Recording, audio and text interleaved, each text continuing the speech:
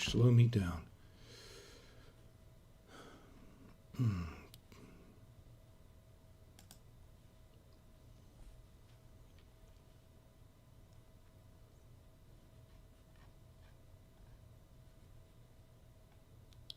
Check 1, 2. See if we have audio. We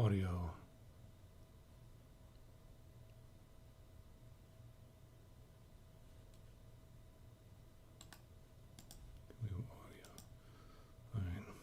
We got to do 2 more little things.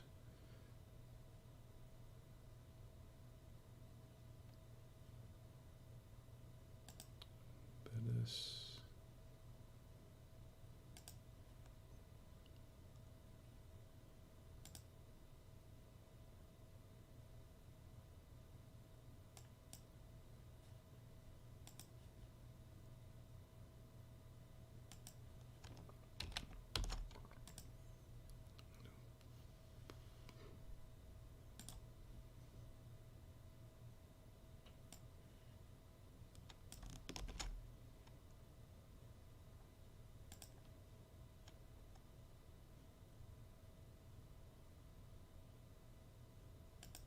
Preview that.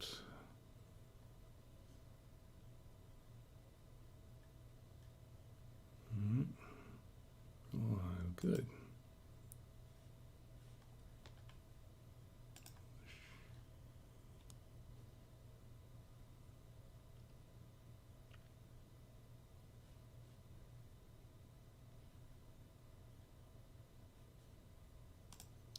Make sure we're going on everywhere. Okay, we're going everywhere.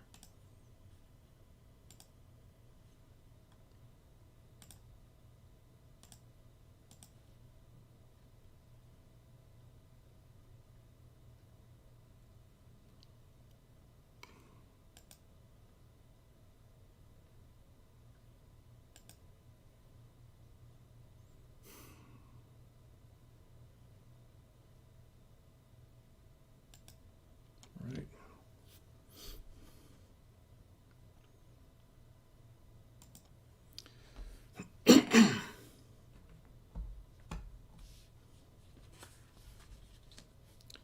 And here we go.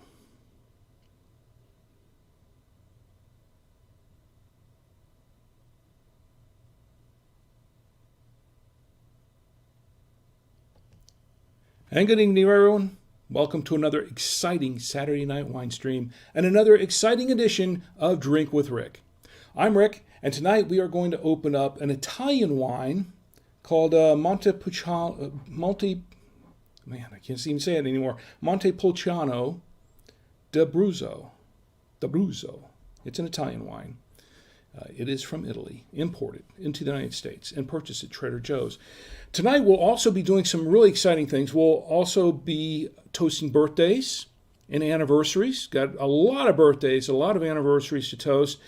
Plus, I'm going to show you a couple of clips from a film that I made back in the 70s with one of my friends who I'm actually toasting his birthday tonight. And we're also going to be talking a little bit about a new network that my son and I just launched this past week. We've got a lot going on here tonight, so let's go ahead and get started. If you're joining me for the first time, of course, this is Drink with Rick. I am not a sommelier. I'm just an everyman who likes to drink wine. I taste and review, pair it with some foods. We try it out just as 99% of us like to drink wine, just normal everyday people. And that's how we're going to taste and review the wine. If you're watching for the first time, or even if you're watching every week, you can catch us on, of course, if you're on Facebook, you can watch on Facebook. This is a public video. You can also watch on the Facebook page at Drink with Rick. You can also catch it on YouTube at Drink with Rick. And on Twitch. Twitch is Drink with Rick 1. That's Drink with Rick 1. And on Twitter, you can go to Twitter at Drink with Rick. You can also contact me there. And you can engage with me in the chats. I'm watching Twitch. I'm watching Facebook. And, of course, I'm keeping an eye on Twitter as well. You can also watch this live and later on, after the fact, at drinkwithrick.com. And we don't have a live chat going on there at the website, but you can click on the post for this episode and you can comment in the comment section and I will respond in kind. Also, our podcast, if you can't watch us tonight and if you can't watch in general, you can catch the podcast. We release this as a podcast every Monday night at 10 p.m. Eastern Time. It goes up every Monday night at 10 p.m. Now, I was a little bit late getting up tonight because just as I was about to start the feed, something crashed with the software I'm using, OBS, and I had to reboot the computer. That's why it took me a few more minutes to get up online. But we are here, and it looks like everything's looking good. So let me know if you have any issues, if you see any issues with video or audio, anything like that. Let me know. And we're going to try showing these clips here, a couple of these clips later on tonight. Hopefully that will work as well. I'm really excited about this. This is going to be really exciting because these two video clips I'm going to show, it's actually film. Yeah, real film. These have never been shown on the internet, ever. Okay. So let's get going. Let's learn a few things about the wine. Before we do, let me check into the chat. Anything going on in the chat? I don't see anything coming on my end in the chat on Facebook. Nothing going on YouTube per se, I don't think. Do we have anything going on YouTube? It's quiet on YouTube. Twitch is up. Twitter is up. I'm watching them all tonight. So chime in. Tell me what you're drinking. Tell me what you'd like to be drinking. Tell me what you'd like to see me drinking. And if I can afford to purchase it, I'll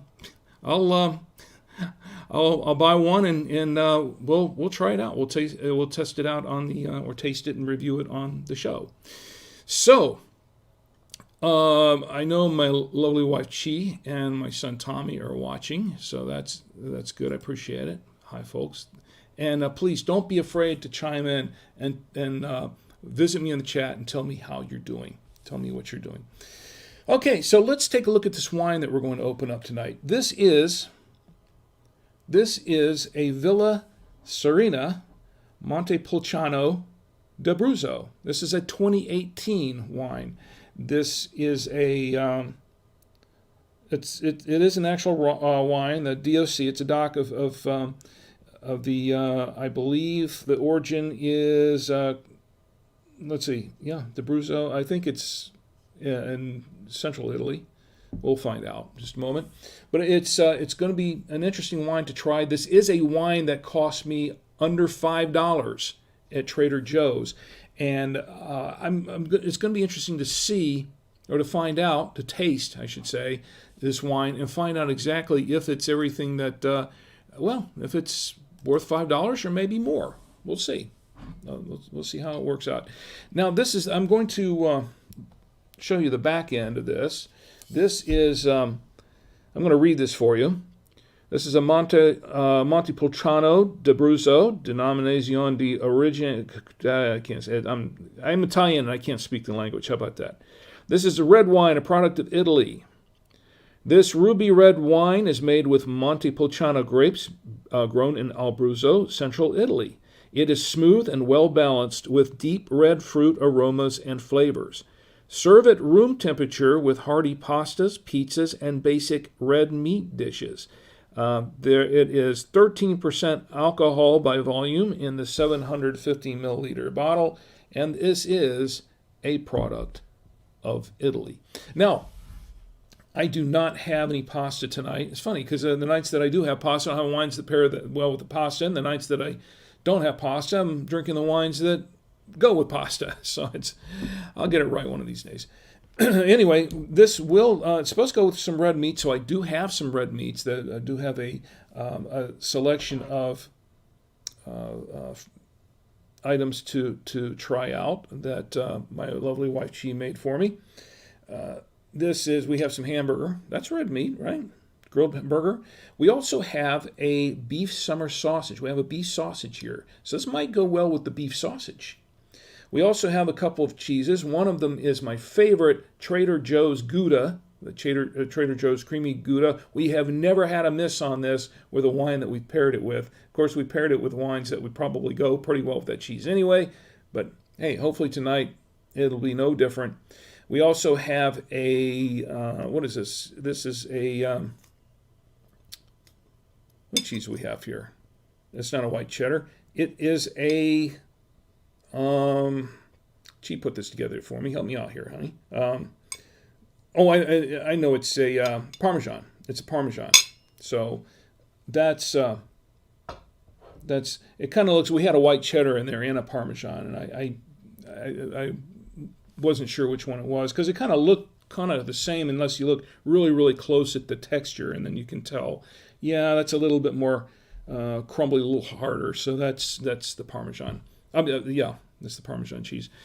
Anyway, so let's start opening this wine up and see what it tastes like.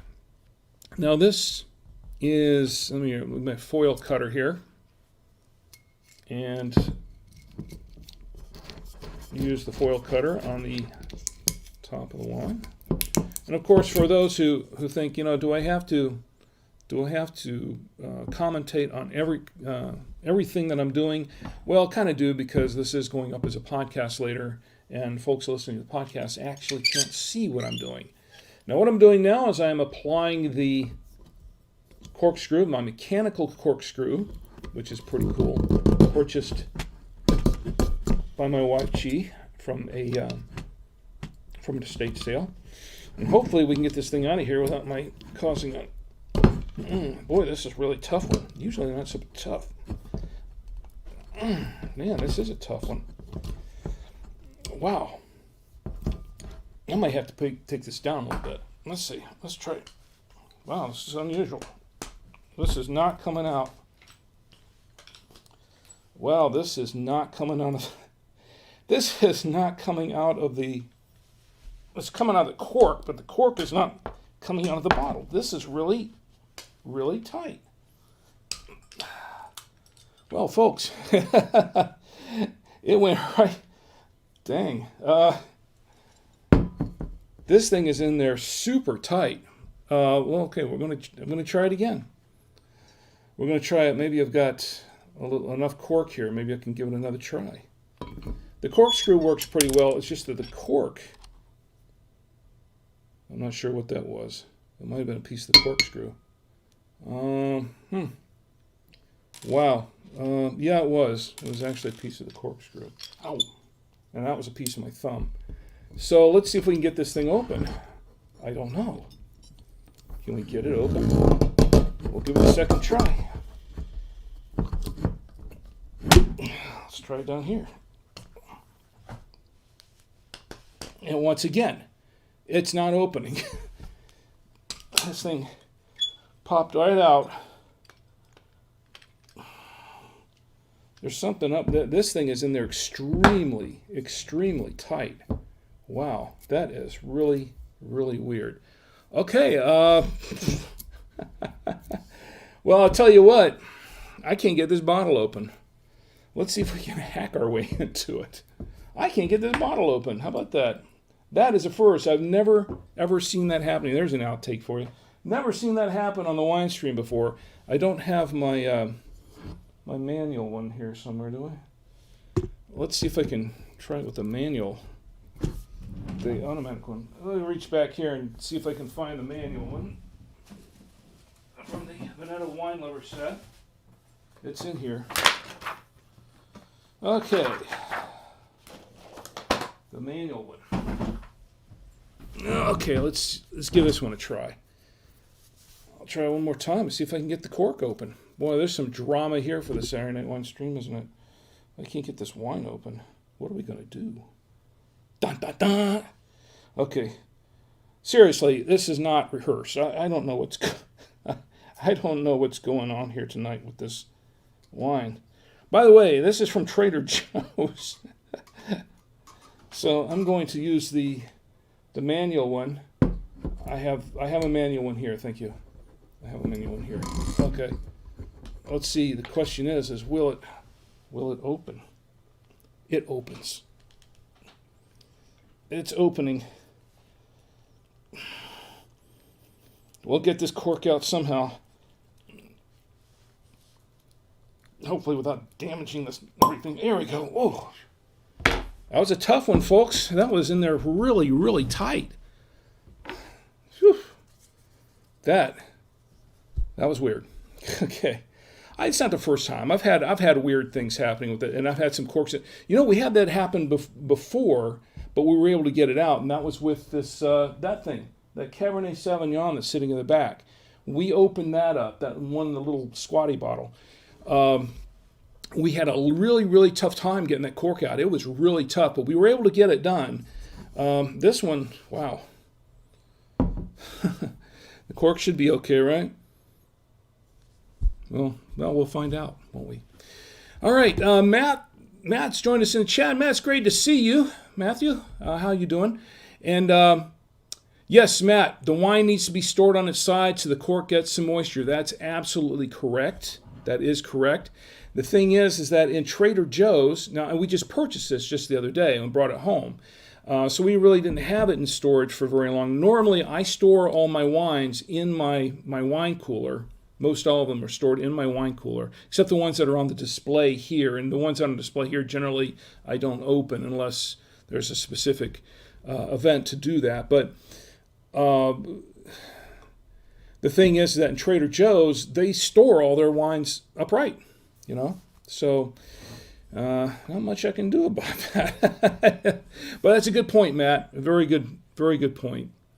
Anyway, how you doing, by the way? How you doing? It's good to see you. Hope you and your family are doing well. Stick around because we're going to have a lot of fun.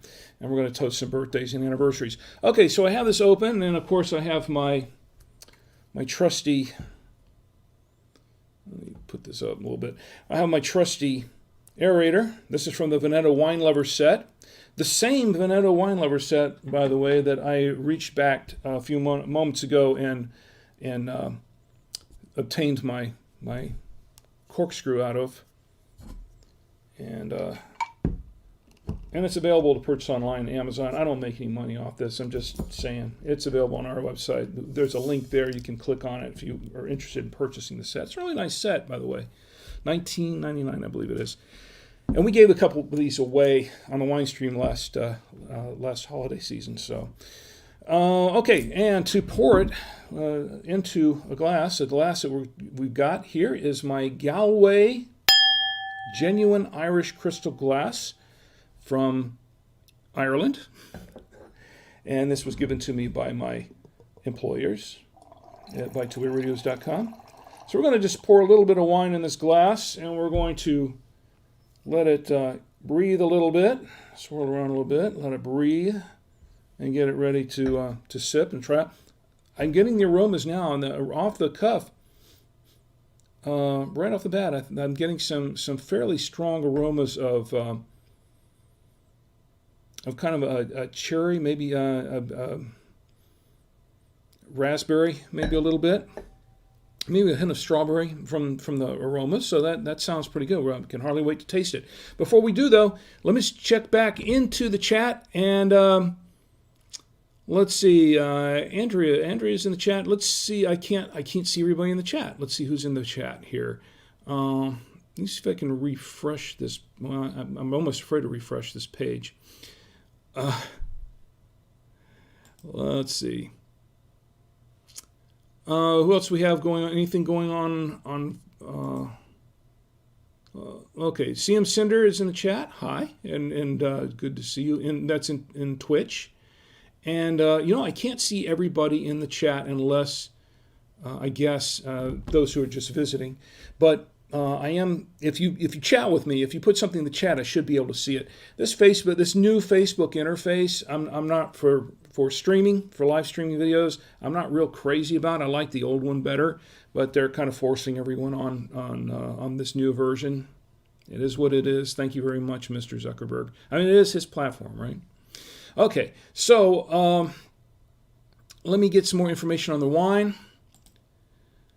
And there's not a whole lot. I was searching around the internet today, and there's really not a whole lot on this wine, except for the fact that everybody acknowledges that it is available at Trader Joe's. And this is because it's sold exclusively at Trader Joe's. Apparently, Trader Joe's contracts with the distributor and that distributor imports it from Italy directly for that distributor for Trader Joe's. So if there's a Trader Joe's in your area, that would be the place to get this wine. Of course, we'll find out if the wine is any good or not. We'll see. Okay, so let's go ahead and give it a whiff, a closer whiff. Yeah, cherry, and a raspberry. They're red fruits. Maybe a hint of plum in there. I think maybe that's plum I'm smelling. Yeah, might be. Let's give it a taste.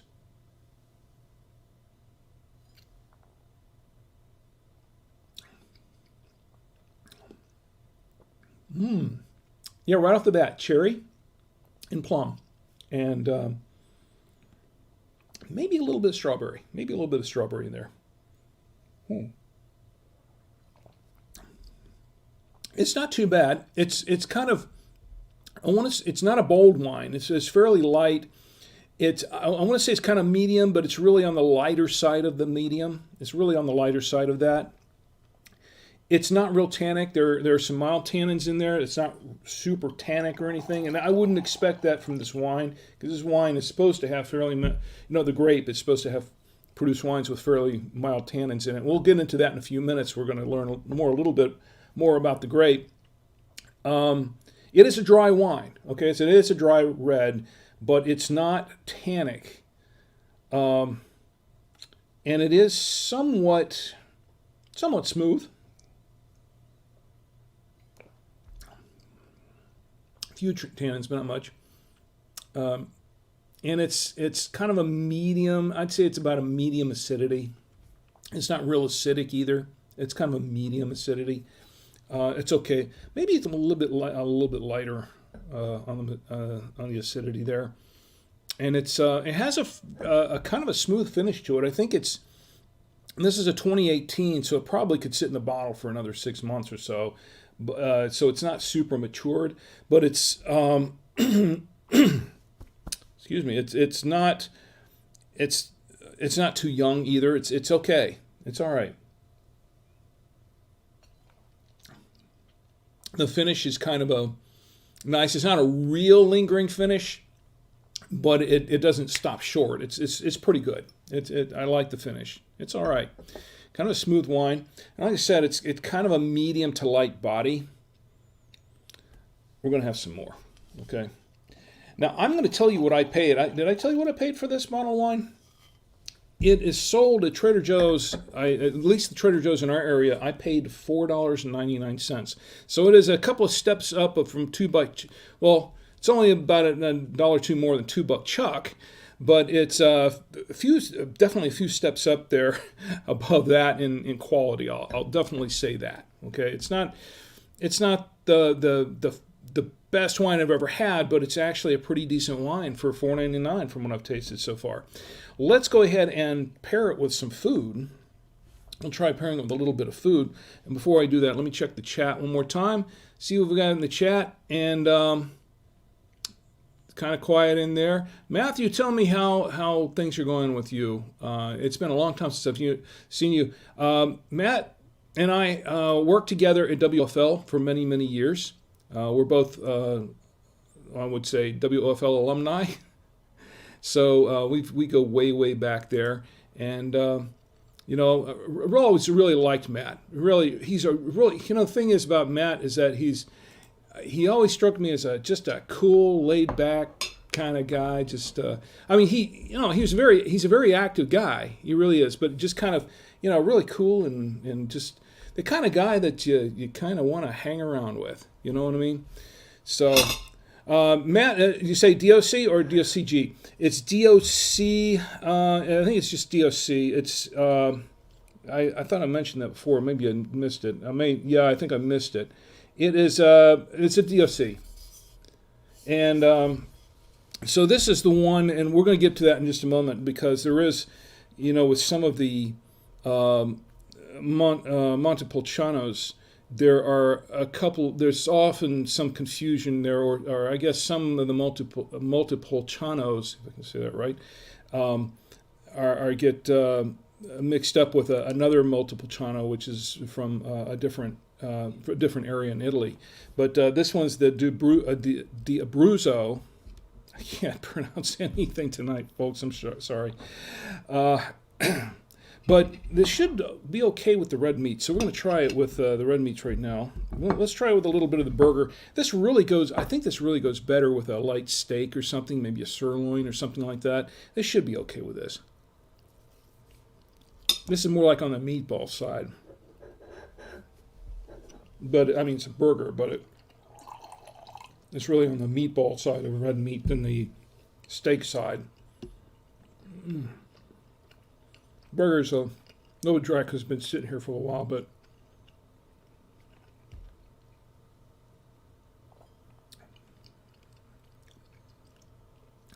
it's okay. It's okay with the burger. I like it okay with the burger. It would probably be better with the steak. It's definitely, I think this would go pretty well with a pasta. I don't have a pasta tonight. I do have some sausage. Now, the sausage is kind of spicier, and I would probably pair the sausage with maybe something else, maybe something that's a little more tannic, but we'll try it. Beef sausage. It is a red meat, after all, right?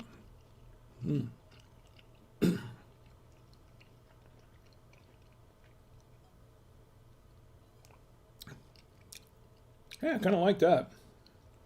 It's not too bad. Let's try it with the Parmesan. Now, with the pastas, along with the pastas, there's usually a lot of cheese involved. And often things like Parmesan, Romano, mozzarella, things like that. And this might go okay with the Parmesan. No, it's not. This is a decent Parmesan. It's not too hard.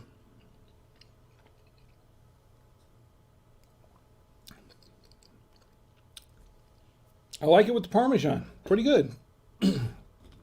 It's pretty good with the Parmesan. Now let's try it with the Trader Joe's Creamy Gouda. Never had a mess with this cheese. It is creamy, and it is Gouda. Gouda.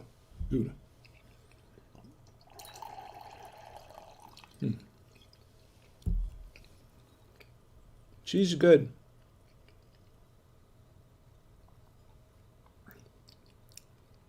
Another winner, folks. We have another winner. I think it goes Gouda. It goes good with the Gouda. If I do say so myself. Let me clear the palate just a little bit. With a little water.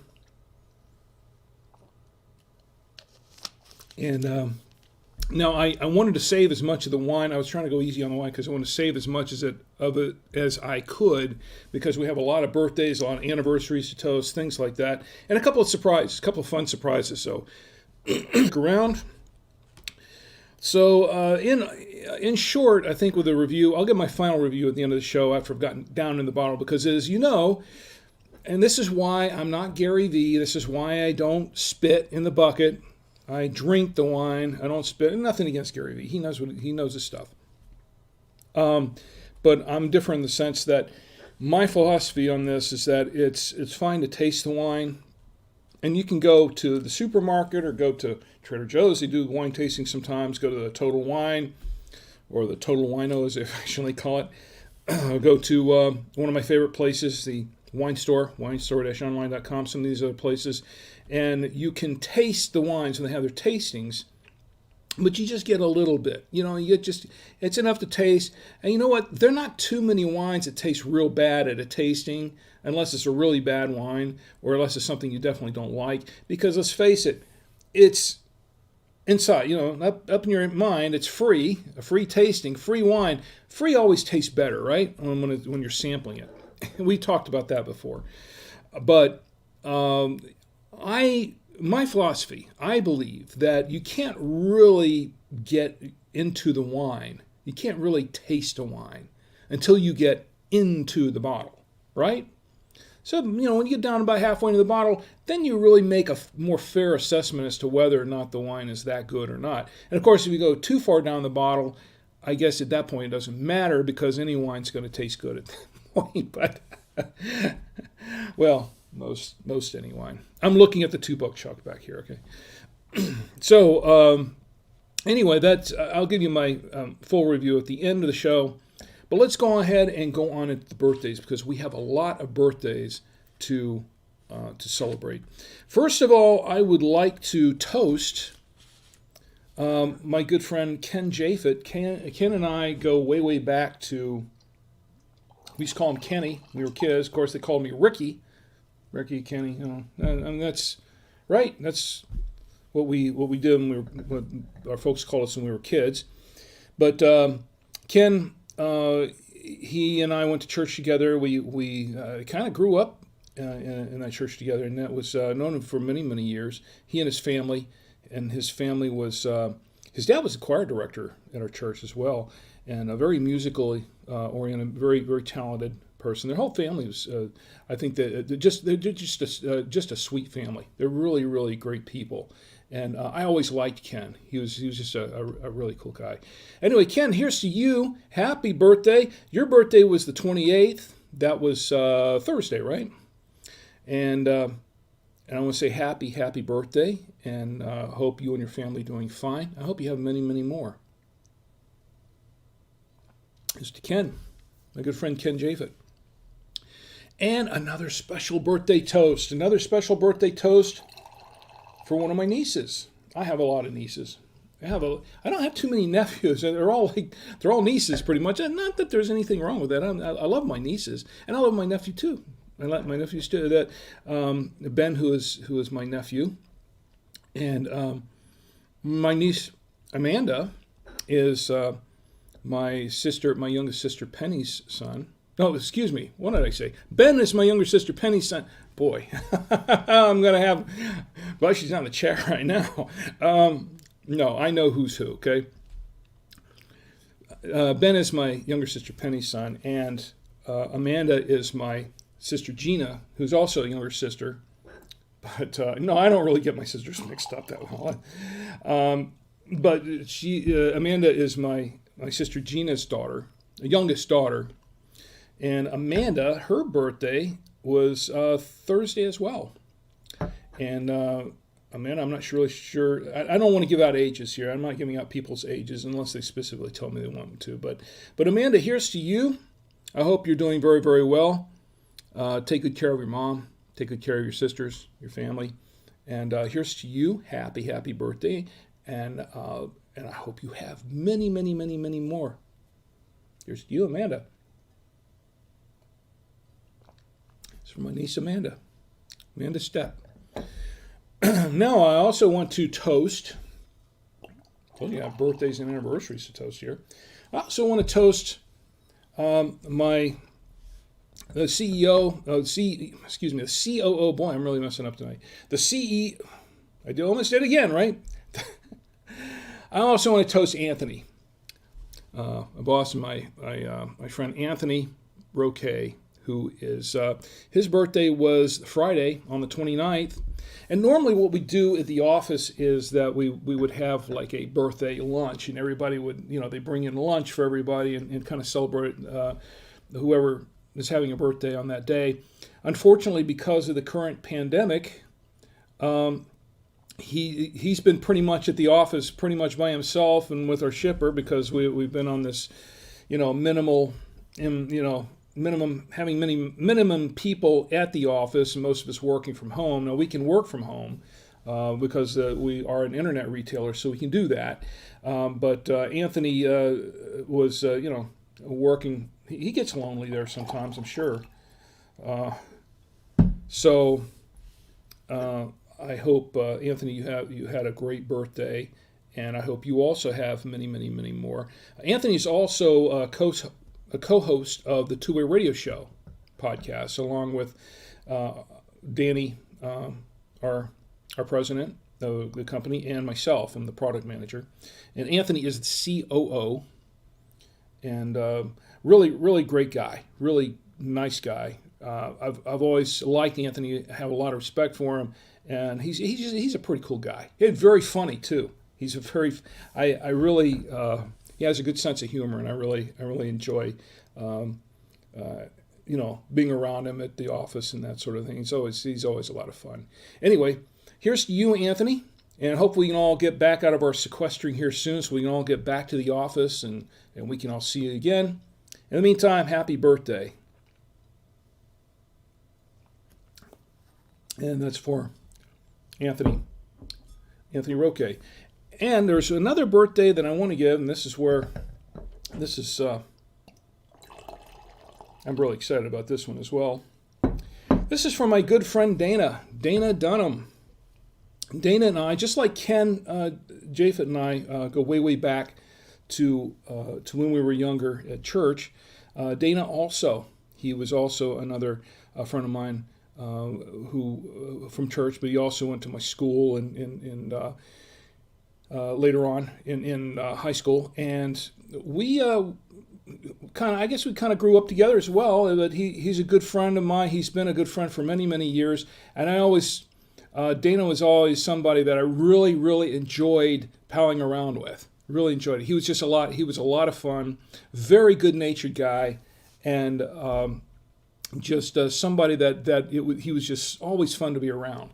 And I know he still is, although I can't be around him because we're in different places. But he's another person that I miss. I think the last time I saw him, actually, it was years ago when he visited me over at WFL when I was working there. Or maybe I saw him one other time since. But I can tell you that Dana, his birthday was yesterday on the 29th on Friday, just like Anthony's was, and I want to tell you also that Dana, in addition to us palling around and stuff, he and I did some stuff with film together, and we made a couple films together. We made one or two in high school together, along with my sister Gina. And then we made this other film that I'm going to show you a clip of here shortly. And this was another project that I did with him and my brother, Michael, and Chris Brownson, who I'm friends with also on Facebook. Anyway, we'll get to that in just a moment. But here is to you, Dana. Happy birthday, and may you have many, many, many more. And I hope you and your family are also doing well. All right, before we get to the anniversaries, I want to show you this clip. I was talking about this film. There's one film in particular, a little short. Now, when I was a kid, I was really into filmmaking. And of course, I couldn't afford to make any big budget films. I mean, 12, 13, 14 years old, I had an 8mm camera. Now, I had a regular 8mm. It wasn't even Super 8. It didn't even have sound on it. It was a regular 8mm camera that I kind of sort of commandeered from my dad. He let me borrow it once or twice when I was 10 or so, and I think he never saw it again after that because I really just fell in love with making movies, and I was using it for making all kinds of films. And this was back in Salisbury, North Carolina, back when I was about 10 years old or so. When we moved to Florida, we moved to Winter Park, and I continued that on, and then at some point I was sort of making films with 8mm, standard 8, and I had a tape recorder that I would sync up, make up dialogue and music and sync it up with the little films. And later on, as I got a little older, I got a Super 8 camera, the Super 8 sound camera. And that just really, that was great. I love that. And we made a lot of films from there. And of course, I made films with my friends, and I made films with folks that I joined we actually started a film club in our high school, Lake Howell Film Club in high school. We made a whole bunch of films there. And a lot of my friends and I would just write these scripts and just do this stuff, most of it comedy, because that's kind of what we like to do. We're just having fun with it. And when I had my Super 8 camera at the time that I made this film, and then I'm going to show you a couple of clips of, I had a Super 8 camera, but I wanted to try something a little bit different. I still had my standard 8mm camera that was silent, and it was during a period where I was really trying to experiment a little bit with some different genres of filmmaking.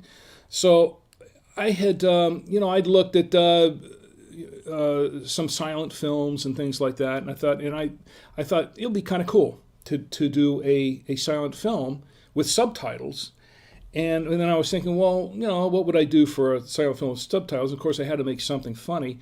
So I came up with this concept of I had done a little short experimental film with some animation, scratching the emulsion off the film itself to do this animation frame by frame. And I thought, why don't I take this a step further and make a short film about it? So I came up with this idea called Attack of the Bubble Creatures. And it was a short film where this is about 14 minutes long, the whole film. I'm not going to show you the whole thing. I'm just going to show you a couple of clips of it. But this was about a couple of guys walking along, and they see this ship attack, land, and start attacking with, and they're bubble creatures. It's a joke. It's a one-joke movie, basically. But, two jokes, actually, if you think about it. But it was just something fun to do. And as we shot the first bit of it, the movie got a little bit longer and more involved because we said, maybe we can do this with it. Maybe we can do that with it. And we started coming up with some other ideas. Anyway, I made this film with Dana and my brother Mike and Chris. I'm going to show you a clip of this. I'm going to show you the opening of it right now. This is the opening in the first about the first minute. This is a couple of minutes long, so bear with me. Trust me, this is the kind of film you want to watch after you've had a few, okay? And if you haven't gotten that far yet, go ahead and get a few, and then and then you can watch. Before I check this, let me check the Twitch. Nothing going on Twitch. Nothing on. Okay, it's kind of quiet out there. Maybe this will bring things to life, or maybe not. I don't know. So here is a clip, and I'm going to do some commentary because for our folks listening on the podcast later, you can't see the clip, so I'm going to give you a commentary and explain what's going on in the clip. So here we are, the first clip, and this is a silent film, by the way, so I'm going to just be doing commentary. You won't be missing anything on the audio side. This is the first clip, the opening of Attack of the Bubble Creatures. So this is the opening. This is the logo for what we called Savoya Studios. That was what I came up with back in 1972 when I was making some of these first films. This was what I went with, Savoya Studios, and all my films had a Savoya Studios label on it. So this is the opening of the movie. It's 14 minutes long. Attack of the Bubble Creatures. That's Dana's. He got top billing. Dana got top billing.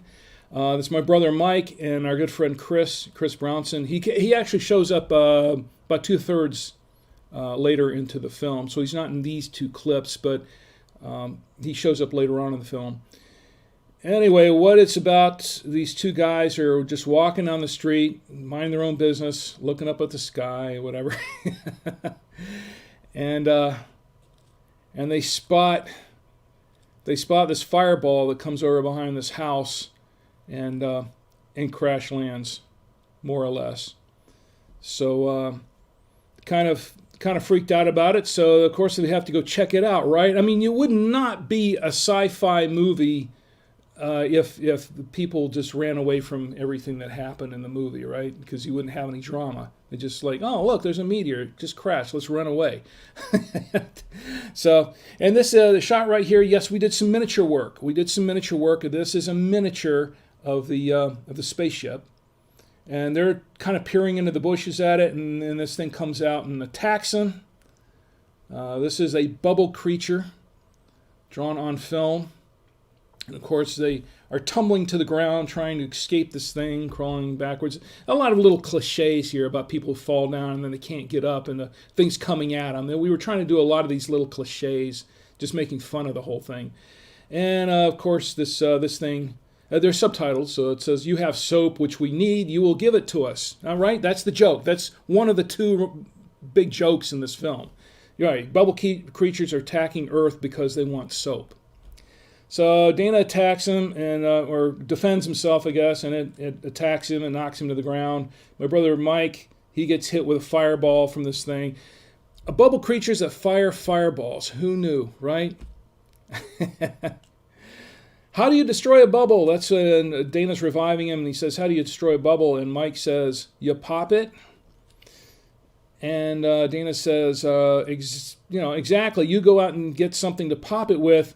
I have a plan. So then they're going to take off and go try to defend themselves, try to get some weapons to defend themselves against this bubble creature. So that goes on into the next scene. So that was the first clip of it, and that gives you an idea.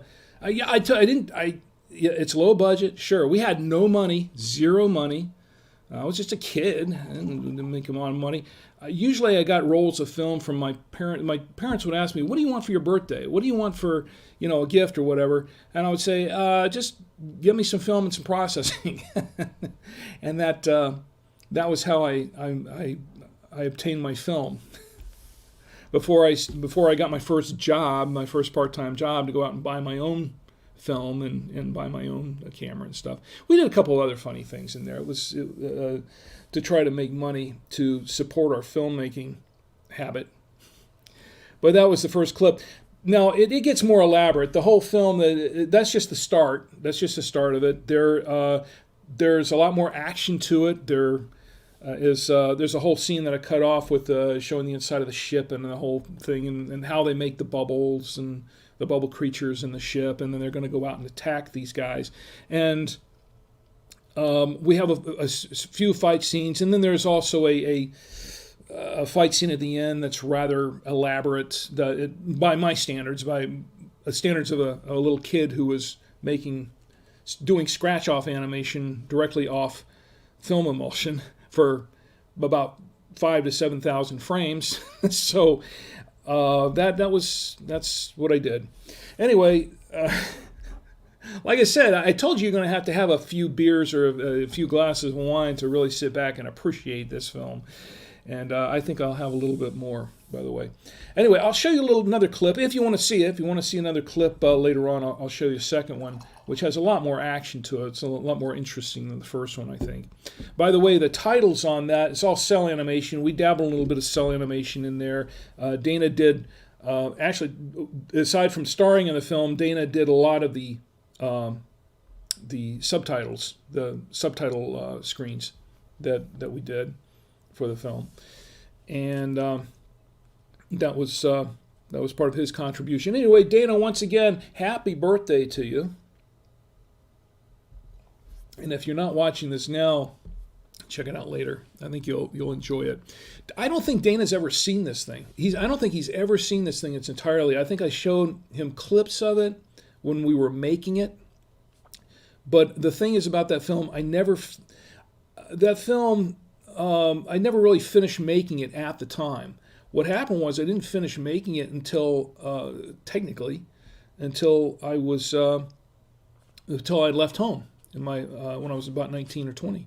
And the reason for that was I pretty much had everything done with the film. Everything was all shot and everything like that. But what happened was I got caught up in school and other things, and I moved away from home and busy with all that stuff. So all the film clips that were to be edited were all sitting in little canisters and things like that, just unedited, and for years. And I just never finished it. And everything was, most of the animation was done. Some of it wasn't done, but a lot of it was. And I just sat in my house and then my apartment for, 5-6 years. And then one day I was just looking around and saying, oh, well, look, here's this film that I did way back when I was younger. And I was like, how come I never finished this? And I thought, I need to finish this thing. Either finish it or throw these pieces of film out because it's just cluttering up my closet. So I decided to go ahead and put it together. Took a couple of nights and edited it together, put it together and finished it. And the result was this film. So let's see. Anniversaries. I was getting to anniversaries. Let's do some anniversaries. My first anniversary, because I don't want to forget about this, my first anniversary toast is going to Gordon and Cassandra Firemark. Gordon is a good friend of mine. He's a fellow podcaster, and he is one of our resident legal attorneys for podcasters. and he does a fine job with that. He does he does a few things. He also does some consulting on that for podcasters, and I think he does a boot camp as well. He does a podcaster's legal boot camp for podcasters. You might want to check out if you're into podcasting or YouTubing or anything like that, anything related to media. So Gordon and Cassandra, they've been married for 15 years. And I think that's great. That's just awesome. And their anniversary was yesterday on the 29th. And I want to say to Gordon and Cassandra Firemark, happy anniversary. Happy anniversary to you. And may you have many, many, many more marital years of bliss. Years of marital bliss. Right? And we have another anniversary here. Some other good friends of mine, which, by the way, Gordon and Sean, yeah, we're all in that podcasting group, so we all kind of know each other. Sean, my good friend Sean Yesner, Sean and Melanie Yesner. Sean is, and I mentioned Sean a number of times in the past. He does the Crushing Debt podcast, or he helps people. He's also an attorney, but his area of law is dealing with debt relief and debt consolidation and foreclosures and things like that. So he's on that side. Anyway, Sean wrote a book called Crushing Debt, same name of this podcast, and I reviewed the book last summer, right here on the Wine Stream, and I believe was going to give away a book. I think I did, didn't I? Or if I didn't, we should do one here shortly. Good book, by the way, and I learned a few things. Definitely did. But Sean knows his stuff. He's been practicing law for a long time. And a very, very smart guy, and a good friend. And to Sean and Melanie Yesner, 10 years, happy anniversary. And may you have many, many, many more years of marital bliss. I said it right that time, right? Yeah, I think I did. Okay, I think that does it for the anniversaries. But I don't want to forget about the national days, because we do that every week here too, and we do that courtesy of my good friend Marlo Anderson, who is the CEO of, if I can find it here, there it is.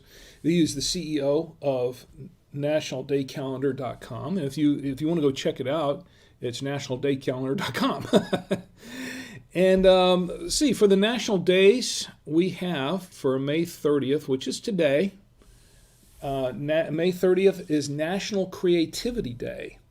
National Creativity, I think I'll drink to that, because I've always been a very creative type person, as you could tell from that little clip of that film, 8mm film I made back in the 70s when I was a kid.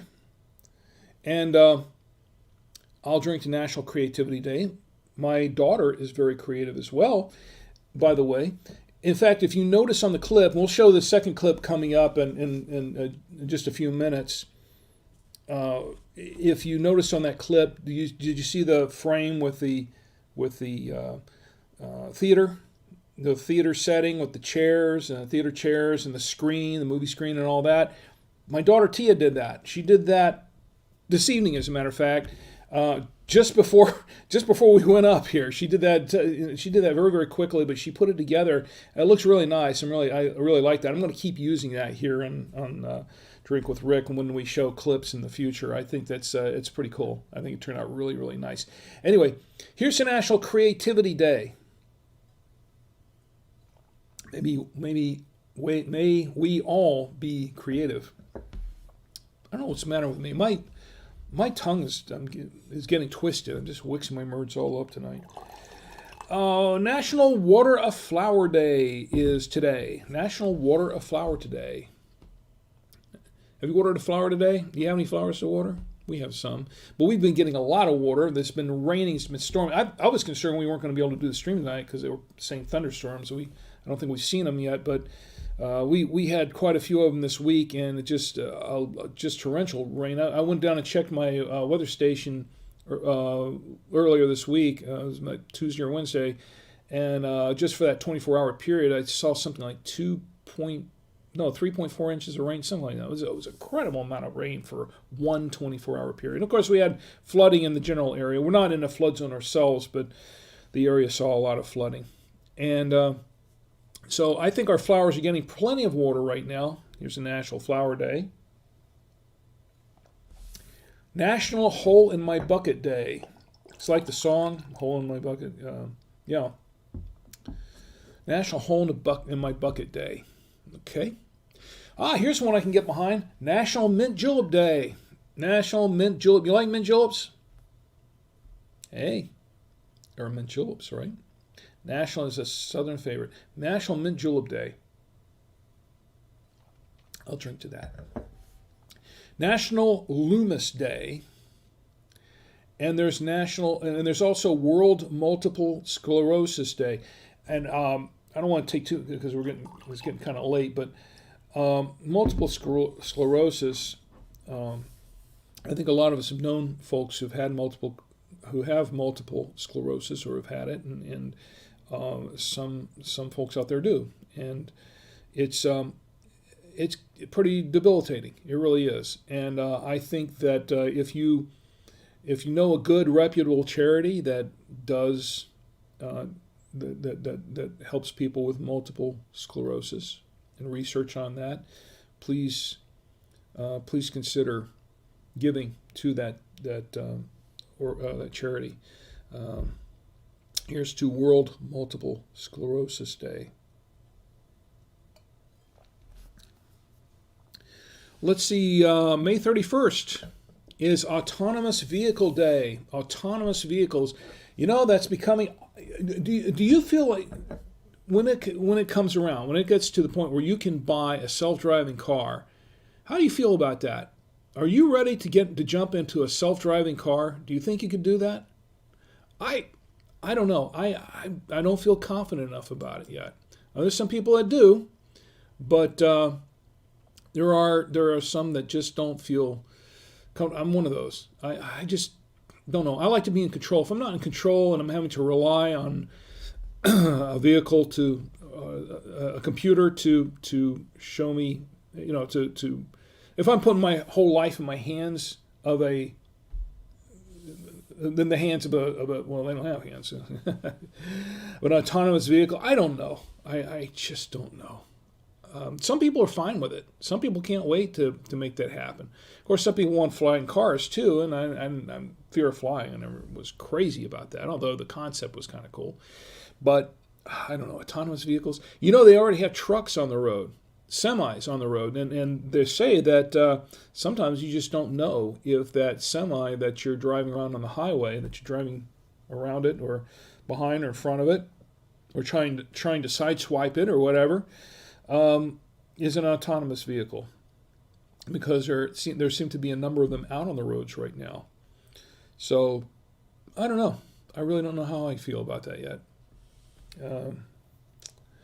But I'll tell you this, I was really, really impressed with one autonomous vehicle, and that was today. Today, the SpaceX, the Dragon launch went up, carrying 2 astronauts. That is a first. I don't want to go too far into this because it's getting late and we've got other things to do. But you know what?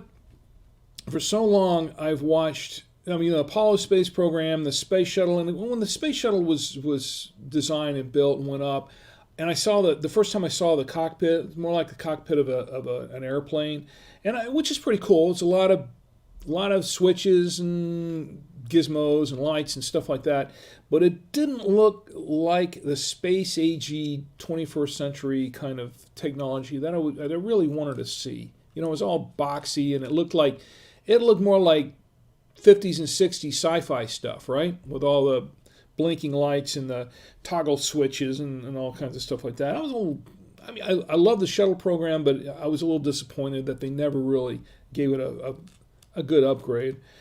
I came from, I grew up in watching Star Trek and things like that, and they had that kind of stuff, But it seems like NASA that's all they could do. And the way that I always thought that they were trying to explain it was that, you have to have something that's really more hardy, more heavy duty, more boxy in space. Why? Why? So here comes Elon Musk, and he did it. You know what the inside of that capsule looks like? Have you seen the inside of the capsule? It is unbelievable. It's sleek. There's not a whole lot to it. It's mostly, the controls are mostly touch screens and things like that. Just unbelievable. And that is exactly what I envisioned our space program to look like, our space vehicles to look like. That's what I wanted them to look like. And Elon Musk did it. Now, of course, he's a huge sci-fi fan too, so that's not unexpected. But if you've ever watched The Orville, in certain series like that, it has that look. It has. I was telling Tom the other day, that looks like the deck of the Orville, the ship or something like that. It's very, very sleek, very ultra modern. Now I can say, hey, we've reached the 21st century in space exploration when I see something like that. Very cool. And the fact that it went up without a glitch and it was just a beautiful launch. They're going to be docking in the morning. Hopefully that goes well, and hopefully they can return everyone to Earth safely in that capsule. I think this is just phenomenal. I'm really, really, really excited about that. That's very cool. And checking the chat here, I'm in the Twitch chat, and CM Cinder says, National Creativity Day. I've been doing art all day. Here's to art. And You Are My Target is in the chat on Twitch, and it's good to see you. You are my target. And he says, hello, sir, and hello right back at you. Tell me what you're drinking or what you're not drinking or what you would like to be drinking. It can be water. It's okay. It doesn't have to be wine. It can be beer. It could be water. It could be soda. Whatever you want to drink, it's fine. We're just here having a good time. And we're going to have the more good times to come here, because I'm going to show another clip from Attack of the Bubble Creatures. That's another 2-minute clip coming up in just a moment. Did I get all the national days first? I think there was... let me check the chat on Facebook for just a minute. And Benny's in the chat. Benny, my sister-in-law Benny. Benny's great to see you. She says, hello, how are you? And I am doing just fine. How are you doing, Benny? I hope everything is going well with the family there. And say hi to Nye for me. And... I just hope everyone's doing just fine. It's good to see you. Stick around, because we have some more fun coming up. And I've toasted you on my wine stream before, Benny. Did you know that? I've toasted most all my family members in the chat or on the wine stream at some point or another. Benny, stick around. I'm glad you're here. I'm really, really glad that you're here. And this is my wife's sister, Benny. And let's see what we have going on. Okay, where was I going with this? Oh, yes, the national days. Let's finish that up real quick, and then we can show another clip of this film. May 31st is aside from being Autonomous Vehicle Day, which I'm not sure about, National Save Your Hearing Day. I'm all for that. I love my hearing. Save Your Hearing Day. Okay, today is also... So I have to do it. As much as I'm mangling up the English language today, as much as I'm mangling up my sentences right now, I have to observe National Speak in Sentences Day.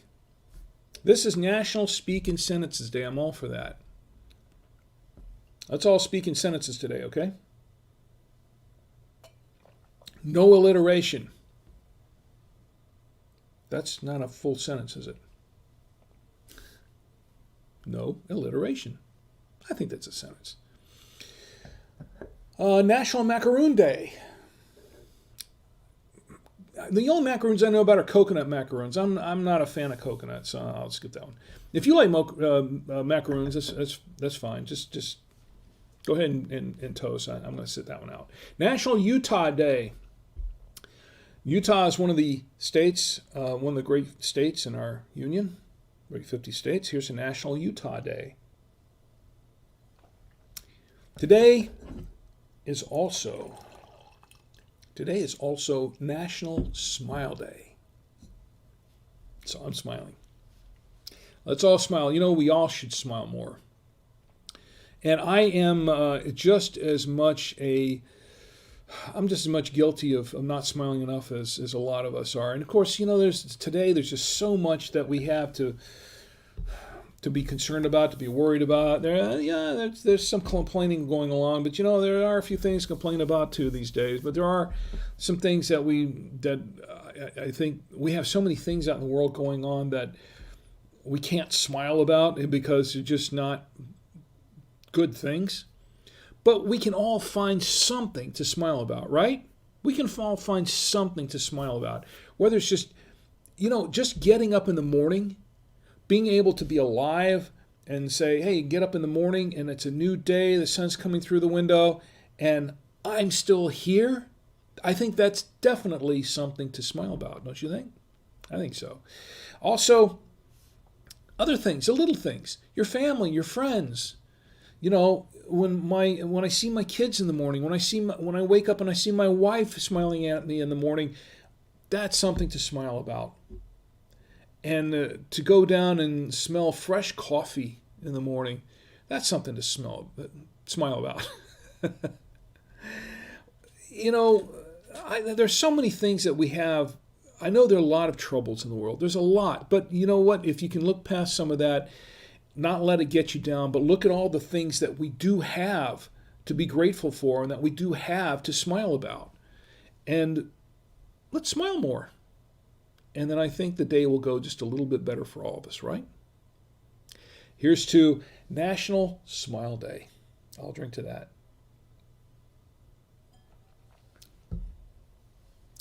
And then there's Necrotizing Fascitis Awareness Day. Now, this is an interesting one because if you don't know what necrotizing fasciitis is, it's a condition of the skin. It causes the skin to harden, that sort of thing. I don't know a whole lot about it, but I know that much. It is a rare disease. It's kind of a rare condition, but it does happen. And there are people that do have it. So I think it's something we do need to be aware of, that it does exist. Just like the coronavirus and like everything else. Necrotizing Fascitis Awareness Day. All right. I think that does it for the national days for this week. Oh, well, there's one more. As you know, I'm really big on radios because I am a licensed ham radio, general class ham radio operator, and I'm also a GMRS radio operator. My family has a GMRS license. And of course, I work for by2wayradios.com. Well, June 1st, I'm big on weather radios. And this week, our weather radio just went off so many times. We got so many alarms on it because of thunderstorms. And let's see, most of them were the severe thunderstorm warnings.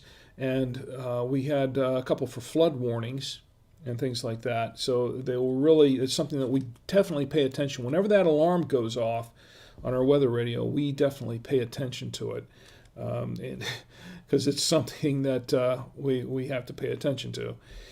So June 1st, if you're not already aware of it, June 1st is the first day of hurricane season. It's the beginning of hurricane season. This is something that we all need to be aware of. Even if you don't live in a hurricane zone, there's still ways that you can be affected by that indirectly, if not directly. But for those of us who live up and down the eastern seaboard, in the Gulf Coast in particular, and of course on the West Coast, there's always that concern of something coming that way, severe weather. Hurricane season starts from June 1st, ends November. Okay, so that's a long season, all through the summer months, spring and summer months, and part of the autumn. If you do not have a weather radio, I highly advise you to get one. Okay, I have a weather radio. I have one right here. This is the one I've showed you many, many times. We have a weather radio on the wall. We have a number of radios, weather radios throughout the house. And of course, I have this set of two-way radios, which this one right here. These are both Midlands, which has NOAA weather frequencies in them. And with the NOAA weather frequencies, you can get weather alerts pretty much from anywhere in the country. Some rural areas might have them. They might be spotty. For most areas, they're pretty well covered for weather alerts. And so I think everybody should have a weather radio. Their office in their homes. They make some that are bedside radios that also double as AM/FM alarm clocks. And so you can have an AM/FM alarm clock regular radio next to your bed to play music and stuff like that. But it's also a weather radio for an emergency. So I think that's very, very cool. The Midland WR400 is one of those that does that. Anyway, so if you need a weather radio, of course, you can go to bytwowayradios.com. And of course, for full disclosure, I work for bytwowayradios.com. I am the product manager for the company. But I don't make anything off this, okay? It's just, this is something I'm doing more as a public service. My boss has authorized me to offer you a promo code. If you go to Buy Two Way Radios, and want to buy a weather radio, you can get an additional 5% off by using the code WINESHOW. That's WINESHOW. WINESHOW, Wine Show. Okay, enter that at checkout and you'll get 5% off your order. And it's actually not just good on the weather radios, but any kind of radio. If you're into, whatever radios. If you have a boat and you want a marine radio, get a marine radio. You fly a plane, you need airband radios, get an airband radio. But that's at bytwowayradios.com. GMRS, FRS radios, CBs, you like CB radios, MERS, we have all kinds of radios there. Ham radios, of course, as well. So, Wine Show, remember that. And please don't put that up on those promo code websites. That's for you. This is just for you watching and listening on Drink with Rick. It's your own personal code. Okay. All right. Well, we got. I'm going to show you another clip. Let's show another clip of this. Before we go there, let's see. Let me check the chat one more time. Anything else going on in the chat? Benny's in the chat. I don't see anything else going on in the chat right now, unless I'm missing something. Very quiet tonight. Very quiet. It's been quiet the last couple of weeks. CM Sender says Alligator Alley. Yes, that's another area that gets affected by hurricanes. Alligator Alley. So let's show you another clip. This is from Attack of the Bubble Creatures, and I don't know if my good friend Dana is watching now or later, but if you're watching later, I think you'll really enjoy this. And also Chris Brownson, or my brother Mike. I don't think he gets on Facebook. I think he doesn't do Facebook anymore, but he can watch on Twitter. I think he has a Twitter account or something, or YouTube. You can check that out if you're watching as well later, Mike. And here is the next clip. I'm going to set it up as I go along because I'm going to comment on it. But here's the next clip of our sci-fi movie, our little sci-fi short film that we made back in the 70s on standard 8mm. Wasn't even Super, it was standard 8 silent film called Attack of the Bubble Creatures. Here we go. All right, so this kind of, there was a scene in here that I admitted, there's a whole scene in there where they're creating the bubbles inside the spaceship. It was all miniatures. And this picks up where they're going off to get the weapons to attack them, to defend themselves with. And this is a scene with Dana on the roof killing another bubble creature. And then there's the second joke in there, right? There's the second joke of this whole thing. Yeah, you pop a bubble, right? 2 jokes in this whole movie. Anyway, it says, get some gasoline. We have to destroy the ship before the other creatures get loose. That's the whole plan there. Go try to destroy that ship. Got a couple bubble creatures loose. Let's go get rid of the rest of them before they get out. There's a shot of the miniature set. So my brother Mike is going out with the gasoline, and he sees the bubble creatures coming out of the ship, and he kind of freaks out, and he heads off back to tell Dana the bad news. And he says, it's too late, they're coming, is what he says. I'm reading the subtitles here. And he says, get me some weapons. That's Dana talking to Mike. Get me some weapons. So he says, okay. So he runs off, and that one, he tripped there at the end. That was not part of the scene. Anyway, here come the bubble creatures. He gets them some weapons, basically sticks, brooms, and things like that. And Dana is out on the roof now, fighting off these creatures. Now he starts off fighting them one at a time. And then here's a shot here that what happened here was that we shot this on a different day, and he forgot to put on the same shirt, so we had to fix some continuity issues and have him put on a jacket.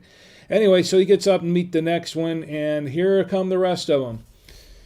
They're all coming, so he's sitting there just trying to kill them all off, just trying to pop them all, and he's fighting them all off. They're all coming at him to attack him, and he's, they're just coming out fast and furious, pretty much. One of them just shot a little thing at him, and now he gave up on that because there were just too many of them. So he climbs down, and he's off the roof. Now, the thing is about that scene, we got up on the roof and we did all that. I think we shot that on a couple of different days. And that's not all of the, that's just the start. I mean, at that point, Chris comes out and he's introduced into the film. And then the three of them are fighting off all these creatures. And there's this big battle scene. There's this whole big battle scene in the backyard of the house where they're all fighting these creatures off, and they're all coming at them, and sometimes two or three at a time. And we have some pyrotechnics in there, a little bit of pyrotechnics in there with some cheap fireworks and things like that. It's a lot of fun. That was a very difficult one for me to do at the time, I remember, because now the thing is about Standard 8, and I didn't bring any Standard 8 film up here to show you, but it's very, very thin stuff. We're talking about 8 millimeters wide, and the frame is very, very small. And I was scratching off with a special tool, a pointed, sharp tool, to scratch off this animation on each frame, one frame at a time. And that was a lot of work. It was pretty elaborate. As you can tell, it was not always perfect. There was a lot of errors, a lot of, it wasn't perfect circles and stuff like that all the time. But I had to do this, and this is a 14-minute film, and about half the film has the bubble creatures in it. So that was about seven minutes of animation, frame-by-frame animation, and this was going about 18 frames a second. So we're talking somewhere between 5 to 6,500 frames of film that I had to go one frame at a time and animate these things. Now, what made it more complicated was the fact that if there were two or more actors in the scene at the same time, I had to do like two or three of these things in the scene and kind of keep them in perspective with each other and make sure they were all in the frame and that sort of thing. A very extremely difficult thing to do. However, I was able to pull it off because these are very, very small frames, and I was doing this with a light table. I had the film stretched it over a light table so I could see through and pick out the shots or the individual frames. The trick is that it was my eyesight that did it, with my bare eyes, because I am so nearsighted. I am very nearsighted. I'm so nearsighted that I was able to move up very close to the frame and see the details in the frame and do this frame by frame and do it all. If I was not as nearsighted, I'd probably need a microscope to do this with, or at best a really, really heavy,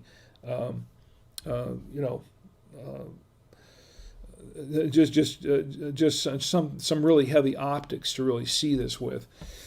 Really big, thick magnifying glass stuck in place or something. So the fact that I did this looking at the bare frames with my bare eyes was something. So anyway, that was the first couple of clips from Attack of the Bubble Creatures. I've never shown this on the internet before.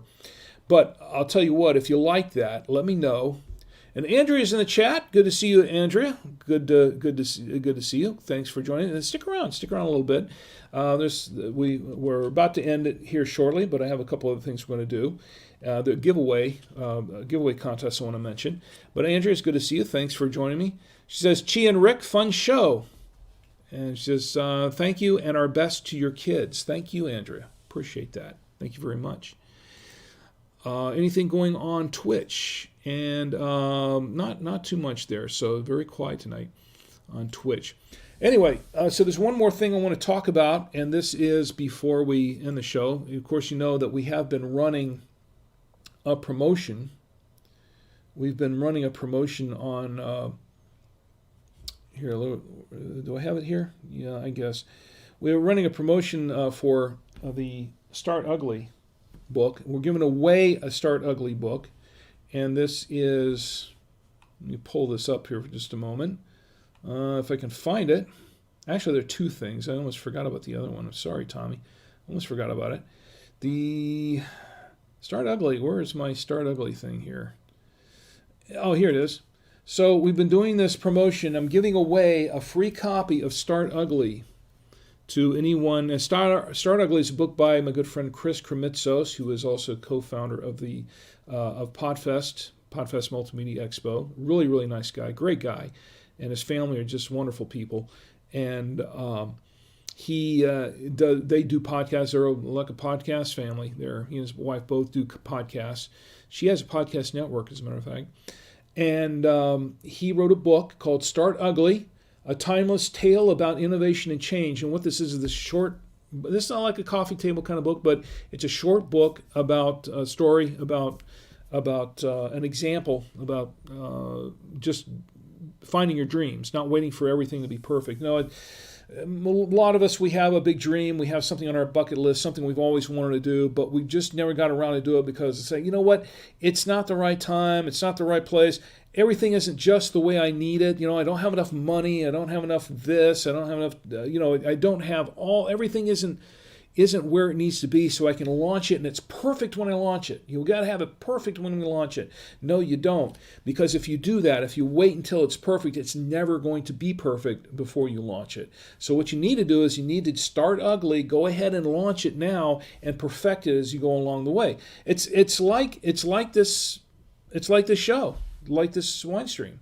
A perfect example. When I started it, I was just winging it, Now I'm still winging it on camera, but I do more planning, and I've got a lot more things going on than I did in the very beginning. It's not as crude as it was before. So, I've refined it over time. I learned a lot of things over time about streaming, about live streaming, I should say, and I perfected this over time. Now I'm still doing that. But Start Ugly, what I'm doing is I'm giving away a copy of this book. And what I want you to do is just send me an email saying, what idea, project, or dream do you have but have put off starting or completing for one reason or another? What idea, project, or dream do you have, but have put off starting or completing for one reason or another? And it can be, and I don't want an essay. I just want a little one-liner. It can be a few words. What's the idea? You can just send me the idea and say, hey, Rick, I'm interested in winning this book, and I will pull from the list of books. I will pull the winner from it, and I will send you a copy of Start Ugly by Chris Kremitzos for free. Okay. There's one more thing I want to cover. Oh, also let me give you the address. Drink with Rick at SavoyaMedia.com. That's what you want to do is you want to email me at rick@SavoyaMedia.com. There's one more thing I want to mention before we go. I mentioned last week that I had an announcement there that my son and I were starting a network of our shows. And on Memorial Day, last week on Memorial Day, we officially launched the network. And this is our Savoya Media Network. If you just go to SavoyaMedia.com, that's SavoyaMedia.com, Savoya Media Network. There are currently 9 shows on the network. Technically, there's a 5th, but I don't really own that one. That's the one I do for my day job. But right now, this is the shows on the Savoya Media Network produced by Savoya Studios.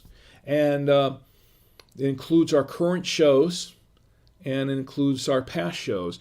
If you go there, you can see some of the shows, some of the legacy shows that both my son Tommy and my daughter Tia and myself have produced over the last 14 years.